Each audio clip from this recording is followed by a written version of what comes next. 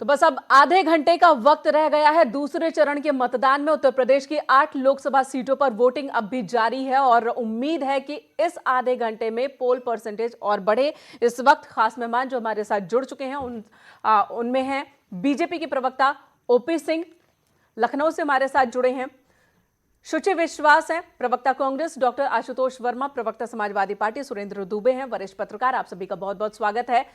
तो 2 चरण का मतदान, दूसरे चरण का आज लगभग खत्म होने वाला है।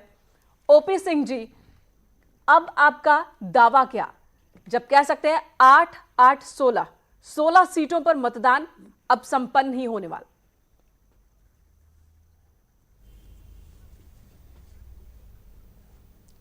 जी मेनका जी, पिछले 2014 के चुनाव में हम दोनों चरण के 8 और 8, 16 इस 16 सीटों को हमने एक तरफा जीता था, जनता के भरोसा और जनता के विश्वास और जनता के आकांक्षाओं के अनुसार। और आपने देखा कि 2017 का जब विधानसभा चुनाव हुआ तो जिन 8 लोकसभा क्षेत्रों में चुनाव हो रहा है, इसमें से 36 सीटें अकेले भारतीय जनता पार्टी पूर्ण बहुमत से जीती थी। केवल 2 पर सपा और 2 पर बसपा थे। हम 2014 का जो चुनाव लड़े थे वह मोदी जी के नाम पर लड़े थे और जनता ने एक आकांक्षा और एक विश्वास के साथ उनको भारी मतों से जिताया।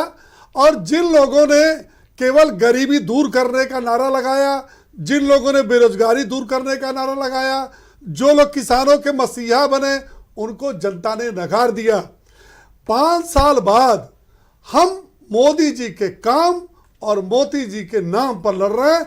हमारा केवल 2 मुद्दा है, विकास विकास विकास और मजबूत राष्ट्रवाद। क्योंकि आप देख रहे हैं अभी जो आप अमरोहा का और उसका मथुरा में तस्वीर बदल चुकी है। ओपी सिंह जी, 2014 उसके बाद 2014 में मोदी लहर, 2017 की तस्वीर अलग थी और 2019 में अब आपके सामने गठबंधन है और इसलिए कह रहे हैं कि तस्वीर अलग है। और साथ ही जो लोगों में नाराजगी और प्यार होता है, संतोष असंतोष होता है, वो तो अलग मैटर करता ही है। आशुतोष वर्मा समाजवादी पार्टी की ओर से हमारे साथ हैं, गठबंधन के साथ है। आपके पास फिर आऊंगी ओपी सिंह जी, फिर आऊंगी आपके पास। आशुतोष जी, इस बार सेकेंड फेज में भी सब कुछ हो गया, विवाद भी सारे दिख गए। कहीं ईवीएम पर निशाना है, कहीं पर यह आरोप कि बुरके में बोगस वोटिंग हो रही है, कुछ भी कहीं रहा नहीं। आपकी ओर से फिर से ईवीएम आ ही गया जिक्र में।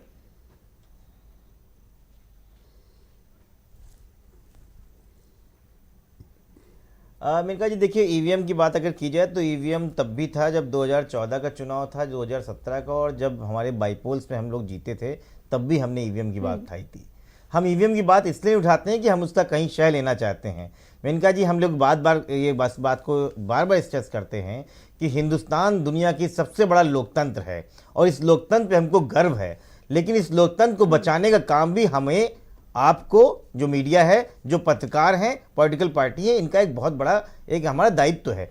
अगर इस पूरे लोकतंत्र में कहीं कोई भी उंगली उठाता है तो उसको ठीक करना, उसके साथ में खड़े होना बहुत जरूरी है। बिल्कुल बिल्कुल। दूसरी चीज है, अगर कहीं पे कोई परेशानी है तो उसको निवारण करने में, अगर किसी को लगता है कि बैलेट से करने में 4 दिन ज्यादा लग सकता है, 5 दिन ज्यादा लग सकता है, तो मैं कहता हूं कि अगर लोकतंत्र बच रहा है 5 दिन में, तो लोकतंत्र बचाने के लिए इतना भी नहीं कर सकते क्या हम लोग? अगर लोकतंत्र नहीं बचा सकते कहीं पर भी तो ईवीएम की बात पे सवाल तो उठाने दो। कि ईवीएम की वजह से आपके बड़े बड़े जो है, जो टेक्नोलॉजी जो है भी चल रहे हैं, चाहे अमेरिका हो चाहे यूरोप हो। मेरी बात सुन लीजिए आशुतोष जी, कहीं अभी तक ये बात साबित नहीं हो पाई है कि ईवीएम की वजह से लोकतंत्र खतरे में, कहीं पर भी साबित नहीं हो पाई ये बात। भारत में खासकर कहीं पर भी साबित नहीं हुई। कितनी बार चुनाव आयोग ने चैलेंज किया, कोई भी इस बात को साबित नहीं कर पाया है। और दूसरी बात जो आज अखिलेश यादव ने कही कि ईवीएम में खराबी की वजह से वक्त जाया गया, 10 से 15 मिनट में मशीनें चेंज हो जाए, लेकिन ऐसी व्यवस्था होती है कि 2 से 3 मिनट में मशीनें चेंज हो जाती है। आशुतोष जी, आऊंगी आपके पास। शुचि विश्वास भी हमारे साथ मौजूद हैं।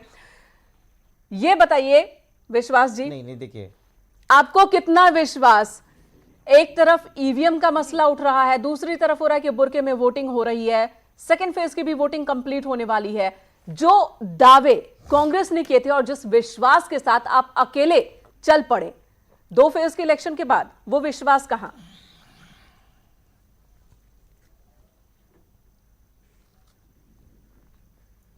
ये पिछले 6 दशक का विश्वास है, जब हमने सत्ता में हम रहे और हमने जर्जर भारत को समृद्ध देश में कन्वर्ट किया, और आज भी हमारी आस्था लोगों में है और हमारा विश्वास जनता में है। जैसा कि अभी साथी प्रवक्ता ने भी कहा कि मोदी मोदी मोदी, विकास और राष्ट्रवाद, तो 5 बरस में परिस्थितियां इसके ठीक विपरीत हैं। आप डिप्टी सीएम का बयान दिखा रहे थे कि मोदी लहर अब मोदी कहर, तो कहर तो गिर गया है उन लोगों पे जिन्हें बेसिक। शुचि जी आपको थोड़ी देर के लिए रोकूंगी, इस वक्त साध्वी प्रज्ञा कुछ कह रही हैं, उन्हें भी सुन लेते हैं। और नहीं होने दिया। मेरे 3 बार नार्को टेस्ट हुए, 3 बार पॉलीग्राफी टेस्ट हुए, 3 बार ब्रेन मैपिंग टेस्ट हुए। ये टेस्ट मशीनी टेस्ट होते हैं जिनके कारण बॉडी में केमिकल्स दिया जाता है, उसके कारण मुझे कैंसर हुआ। मेरी रीढ़ की हड्डी तोड़ दी। मैं 9 वर्षों तक बिस्तर पे थी, करवट भी अपने आप से नहीं ले पाती थी। लेकिन हमारा एनकाउंटर करने का भी प्रयास किया। मुझे लगता था कि मार डालेंगे तो कोई बात नहीं, लेकिन तुम एक बात ध्यान कर लो, यहाँ जो बैठी हमारी देशभक्ति है, भारत माता है, हमारे ठाकुर जो यहाँ विराजमान है, इस हृदय तक तो मैं तुम्हें पहुंचने भी नहीं दूंगी। ये जो स्थिति बनती है, इस बात को मैं आपसे इसलिए कहने आई हूं कि ये और किसी के साथ ना हो। जाग जाइए, क्योंकि ये बीच में जो बैठे षड्यंत्रकारी, जो हमारे भोपाल में आयातित किसी भी प्रकार से कुत्सित मानसिकता के लोग जो षड्यंत्र कर रहे हैं और भगवा को आतंक कहने वाले भगवा का जो बलात्कार कर रहे हैं, उनसे हमें सावधान रहना है। मेरी बात पे तालियां मत बजाइए, क्योंकि मैं आपको अभी कोई सुख नहीं दे सकती। हमारी भारत मां, हमारा राष्ट्र संकट में है इस देशद्रोहियों के कारण। हमारे सैनिक जो सीमा पर अपनों को आहूत करते हैं, बलिदान लेते हैं, वो सैनिक किसी न किसी के बेटे होते हैं, किसी मां के बेटे होते हैं, किसी बहन के भाई होते हैं, किसी पत्नी के पति होते हैं, किसी बच्चों के पिता होते हैं। जब वो आहूत होते हैं तो अपना सब कुछ भूल करके इस देश के लिए समर्पित हो जाते हैं, परंतु दुश्मन देश हमारे देश को किसी भी प्रकार का संकट ना पहुंचा पाए, किसी प्रकार से आक्रमण ना कर पाए, किसी प्रकार से नुकसान ना कर पाए, हम अपने देश को सुरक्षित रखें, इसलिए अपने को बलिदान कर देते हैं। और उन्हीं सैनिकों पर ये प्रश्न चिन्ह खड़ा कर देते हैं। दुश्मन देश का बल बढ़ाने के लिए ये उनकी तारीफ किया करते हैं और हमारे सैनिकों के द्वारा की हुई कार्रवाइयों पर प्रश्न चिन्ह खड़ा कर देते हैं। हम ऐसे लोगों को भोपाल में सहन करेंगे क्या? हम यहाँ विधर्मियों को ठहरने देंगे क्या?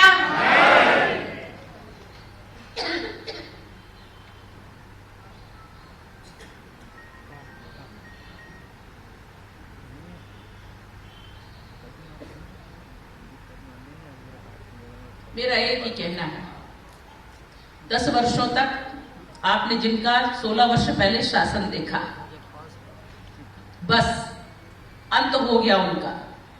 अब यहां उन्हें पैदल चलने का भी अधिकार नहीं है, वाहन तो दूर की बात है। यदि अपना भोपाल सुरक्षित चाहते हैं तो ऐसे लोगों को हटा दीजिए। अगर अपना भोपाल वैभवशाली देखना चाहते हैं तो ऐसे लोगों को भगा दीजिए। यदि अपने भोपाल को समृद्ध देखना चाहते हैं तो ऐसे लोगों को सहन मत कीजिए। यदि आप और यदि हम अपने भोपाल को सुशासन देना चाहते हैं, सुगठित करना चाहते हैं, अपने भोपाल को अखंड बनाए रखना चाहते हैं, तो इनकी यहां छाया भी नहीं पड़नी चाहिए। इन प्रयासों को करने के लिए हमें तपस्या करनी पड़ेगी और जब तक हम वोट नहीं कर देते तब तक हमें शांति से नहीं बैठना है। इस तपस्या को हम आज से संकल्पित होकर के निरंतर चल पड़ेंगे। हम चुनाव नहीं लड़ रहे हैं, मैं सन्यासी हूं, सत्ता मेरे लिए नहीं है। मैं मार्गदर्शक हो सकती हूँ, दंड शक्ति का काम कर सकती हूँ, लेकिन ये धर्म युद्ध है, मुझे इस धर्म युद्ध में आना ही पड़ा। नहीं तो हमारे सभी भाई नेतृत्व कर रहे हैं। माननीय शिवराज जी ने इतना अच्छा सुशासन दिया, इतना अच्छा कार्य किया, और जब 4 महीनों में इनका शासन देख लिया।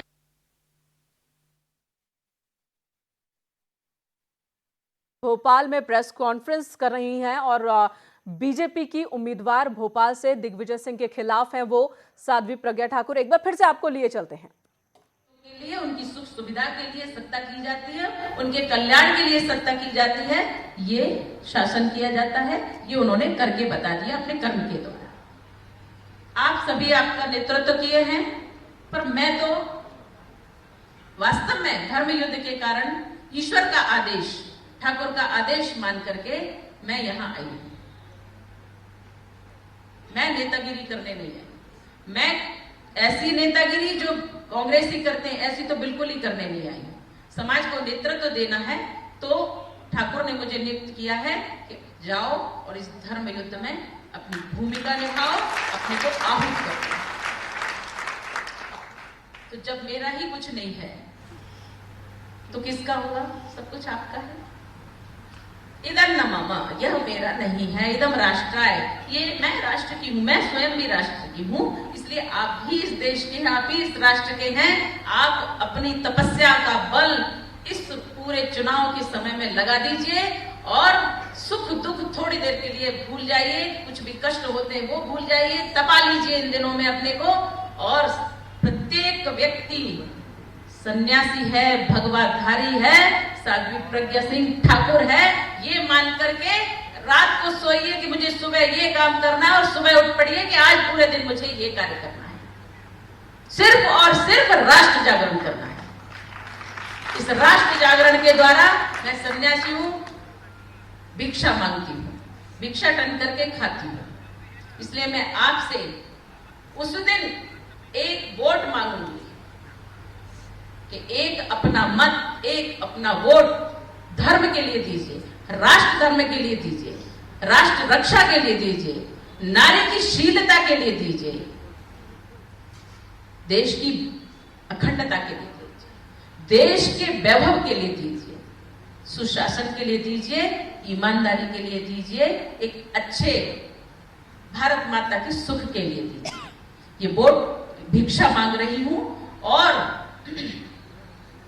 जब ये भिक्षा आप मुझे दे देगी तो आप मान लीजिए कि आप इस राष्ट्र रक्षा के ऋण से मुक्त होने का प्रयास आपने कर दिया।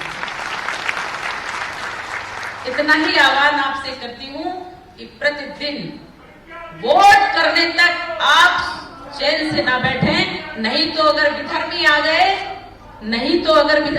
गए तो हम अपने बच्चों को जवाब देने लायक नहीं बचेंगे, क्योंकि हम ही उनसे सब कुछ छीनेंगे। और ये इतना बड़ा पाप, इतना बड़ा अन्याय हम बच्चों के साथ कदापि नहीं कर सकते। अपनी आगे आने वाली पीढ़ी के लिए हम रक्षक बन के खड़े हो जाएं, ये हमारा कर्तव्य बनता है। ओम पूर्णमदः पूर्णमिदं पूर्णात् पूर्णमुदच्यते पूर्णस्य पूर्णमादाय पूर्णमेवावशिष्यते। ओम शांति शांति शांति। ओम जयकारा लगाएंगे। बोलो गणपति गजानन महाराज। वोट की भिक्षा मांग रही हूं और आप अपना वोट जरूर दीजिए। मैं साध्वी हूं, मुझे सत्ता से क्या मतलब, लेकिन इस बार धर्मयुद्ध, और इसीलिए धर्मयुद्ध का हिस्सा बनी हूं। साध्वी प्रज्ञा ठाकुर, जिसे कल ही बीजेपी में शामिल हुई और पार्टी ने उन्हें भोपाल से उम्मीदवार बनाया है, प्रत्याशी बनाया है। उनके सामने कांग्रेस के दिग्विजय सिंह हैं। उन्होंने साफ साफ हमला किया दिग्विजय सिंह पर। दिग्विजय सिंह और साध्वी प्रज्ञा ठाकुर के बीच की जो तल्खी है, उनके बीच जो कड़वाहट है, जग जाहिर, और इसी वजह से साध्वी प्रज्ञा ठाकुर को दिग्विजय सिंह के खिलाफ बीजेपी ने खड़ा भी किया है। और उन्होंने साफ साफ कहा कि उन्होंने 16 साल पहले भोपाल में, मध्य प्रदेश में कांग्रेस के शासन की याद भी दिलाई कि उस तरह का शासन चाहिए, नहीं चाहिए। अगर तरक्की चाहिए, विकास चाहिए, भारत माता सुरक्षित हाथों में रहे, और इसके लिए वोट कीजिए। तो अपना इमोशनल कार्ड भी खेला उन्होंने, तमाम बातें कही। अपने खास मेहमानों का रुख कर लेते हैं इस वक्त। कांग्रेस के पास सबसे पहले चलते हैं शुचि विश्वास जी, आप पर कांग्रेस पर साध्वी का हमला। जी हाँ मेनका जी, पहले तो ये बताइए क्या था, ये प्रेस रिलीज था, बाइट था, सत्संग था, प्रवचन था, क्या था? प्रेस पूरा कॉन्फ्रेंस सुन लिया चल मैंने। रही है, भिक्षा प्रेस था, कॉन्फ्रेंस चल मोक्ष रही का है। मार्ग था, दया का रास्ता था, धर्म का द्वार था। जरा स्पष्ट करिए, मैं प्रत्युत्तर में आपको क्या दूं?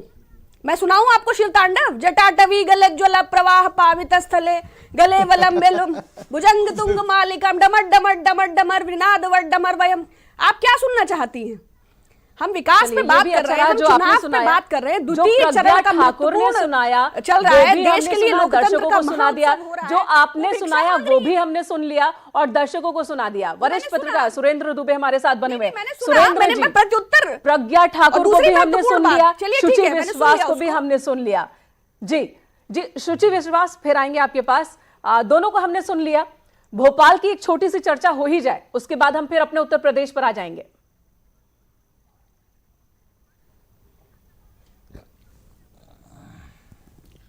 देखिए, जो दोनों बातें सुरेंद्र हमने जी। सुनी, उनका चुनाव से कोई बहुत मतलब नहीं है। हम यहाँ सत्संग सुनने तो नहीं आए हैं। और ठीक है, साध्वी जी अपना कहेंगे, सुश्री जी ने भी उसको व्यंग्यात्मक लहजे में अपना एक सुना दिया, अच्छी बात है। बात भोपाल की करते हैं तो देखिए, भोपाल में जब से इनको दिग्विजय सिंह को कैंडिडेट घोषित किया गया, तभी से समझा जा रहा था कि भाई ये सीट जो है बहुत महत्वपूर्ण है और इस पर लड़ाई बहुत अच्छी होगी। पहले उनको शिवराज सिंह को मनाने की कोशिश की गई, वो तैयार नहीं हुए। तब तक ये शादी प्रज्ञा जो है इनको लिए सबसे अच्छा था, चूंकि अभी ये आरोपों से बरी होकर के केस से छूटी है। बिल्कुल। और तेज तर्रार महिला है। और मुझे लगता है तेज तर्रार दिग्विजय सिंह भी बहुत हैं, तो दोनों के बीच एक अच्छी फाइट होगी। कांग्रेस के लोग अपनी बात कहेंगे, प्रज्ञा ठाकुर अपनी बात कहेंगे, लेकिन मेरा मतलब ये कि इन दोनों नेताओं को कोशिश ये करनी चाहिए कि मुद्दों की बात करें, भावनात्मक बातें कह करके मान लीजिए वोट ले भी लिए जाए तो उससे कोई हमारा जनतंत्र मजबूत नहीं होता। और यही हमारी दिक्कत है। सुरेंद्र जी, लेकिन और शायद जो इसीलिए आप कह रहे हैं इतने कि साल मुद्दों की बात लोकतंत्र के करनी बाद चाहिए भी पॉलिटिकल पार्टीज को, 40% लोग तो मुद्दे मतदान की में बातें होती कहाँ हैं? जी सुरेंद्र जी, यही बार बार तो हम भी कहते हैं कि मुद्दे कहाँ चले जाते हैं। जैसे ही हम मतदान के करीब पहुंचते हैं, मुद्दे हवा हो जाते हैं, स्थानीय मुद्दे गायब हो जाते हैं पॉलिटिकल पार्टीज की चर्चा में। फिर बात यही सब होती है, भगवा आतंकवाद, ISI और तमाम चीजों का जिक्र होता है, पाकिस्तान और मेनका जी, एक बात तो नहीं, कहना इस चाहूंगा। पर हम क्या चर्चा करेंगे? नहीं, जी आप जी, मैं आपके पास आऊंगी। जी ओपी सिंह जी, आपके पास आऊंगी। आप आज फिर हो गया ना अमरोहा में कि बुरके में बोगस वोटिंग हो रही है, पुरुष भी बुरके में घूम रहे हैं।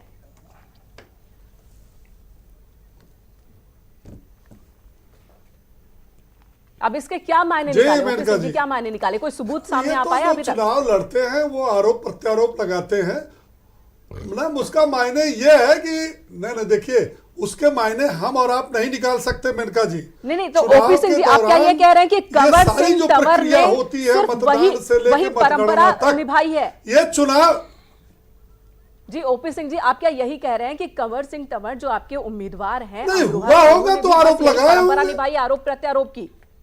कोई उनके पास प्रूफ नहीं था, कोई धरातल पर ऐसी कोई बात थी ही नहीं, ऐसा कुछ हुआ ही नहीं था, बस उन्होंने परंपरा निर्वाह। नहीं, इसमें आरोप नहीं, देखिए इसे देखिए, सुनिए मेनका जी, यह परंपरा की बात है ना, डिबेट की बात है। बात यह है कि वहां जिला प्रशासन जिम्मेदार है। हमारा आरोप हो, चाहे किसी पार्टी का आरोप हो, चाहे जिस प्रकार का आरोप हो, वो उसकी जांच करे और जो दोषी है उनके खिलाफ कार्रवाई करे, जो भ्रम फैला रहे हैं उनके भी खिलाफ कार्रवाई करें। हम कहां रोना रोते हैं चुनाव आयोग में दूसरी पार्टियों की तरह कि चूंकि हम दलित हैं इसलिए चुनाव आयोग ने पक्षपात किया, चूंकि हम मुसलमान हैं इसलिए चुनाव आयोग ने पक्षपात। हम नहीं फैला रहे, हम किसी प्रकार का कोई भ्रम नहीं फैला रहे हैं। भ्रम फैलाने का काम और लोग कर रहे हैं क्योंकि उनके पास कोई मुद्दा नहीं है। उनके पास जो है किसी प्रकार की न कोई नीत है, न नीयत है, न वो जनता के सामने जवाब दे सकते हैं, न इनका कोई नेता है, न इनका कोई नेतृत्व करने वाला है। ये चुनाव से पहले आप बताइए कि चुनाव से ठीक पहले जो आपस में लड़ते थे वो किस तरह से आपस में समझौता कर लिया। अरे इनका ओपी क्या सिंह जी, मुद्दा अब है आप यही समझौता बात का? कहते रहेंगे, यही 2 ना चरण का कि चुनाव हम निकल समान गया, विचारधारा कल के- मैनपुरी ये में वही बजट समझौता होने है वाला जो है, मैनपुरी में कश्मीर में मुलायम और PDP के साथ मायावती में एक हुआ साथ था। नजर आएंगी। खैर, एक छोटे से मेनका ब्रेक के लिए जी। हमें रुकना होगा, तुरंत लौटेंगे, आपके पास लौटने, एक ब्रेक के लिए रुकते हैं, तुरंत लौटते हैं।